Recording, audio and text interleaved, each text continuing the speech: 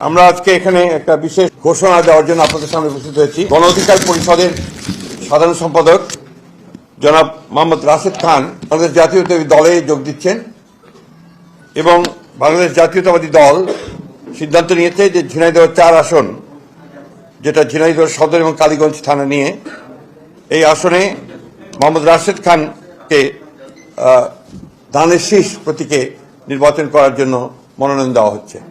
এটা আপনার আমাদের দলের সিদ্ধান্ত, এটা আমি আপনাদেরকে জানালাম। আর সেই সঙ্গে আমি আপনার অনুরোধ করব, এই ঝিনাইদহ ও কালীগঞ্জ, ঝিনাইদহ সদর কালীগঞ্জ অর্থাৎ ঝিনাইদহ 4 আসনের বিএনপির সকল নেতাকর্মীকে মোহাম্মদ রাশেদ খানের সঙ্গে কাজ করার জন্য এবং তাকে বিজয়ী করার জন্য সর্বশক্তি দিয়ে কাজ করার জন্য।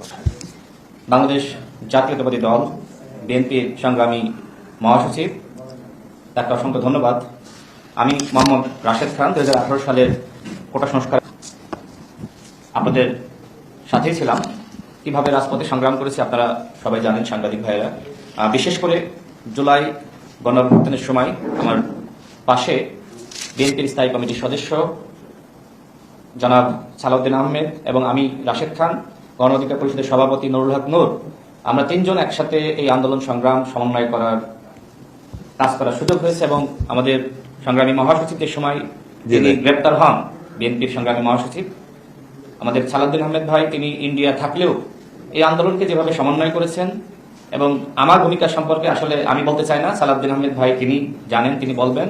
আমি এতটুকু বলতে চাই, বাংলাদেশ জাতীয়তাবাদী দল গণমানুষের অধিকার প্রতিষ্ঠায় লড়াই সংগ্রাম করছে এবং শহীদ প্রেসিডেন্ট জিয়াউর রহমান, যাকে আমি নিজের আদর্শ হিসেবে মনে করি, বর্তমানে বিএনপি নেতৃত্ব দিচ্ছে জনাব তারেক রহমান, তিনি আমাকে অত্যন্ত স্নেহ করেন, ভালোবাসেন।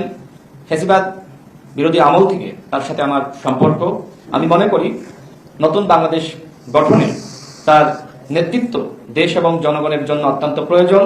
আমি বিশ্বাস করি সংস্কার, বিচার এবং সুষ্ঠু নির্বাচনের ক্ষেত্রে জনাব তারেক রহমান গুরুত্বপূর্ণ ভূমিকা রাখবেন।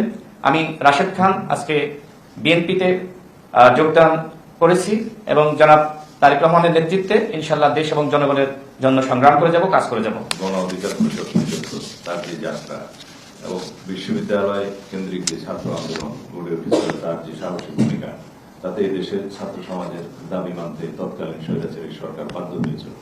সেই ভূমিকায় রাশেদ খান আমাদের ইতিহাসে উজ্জ্বল থাকবে। গণ অধিকার পরিষদের সভাপতি এবং রাশেদ খান বিগত 24-এর ছাত্র গণ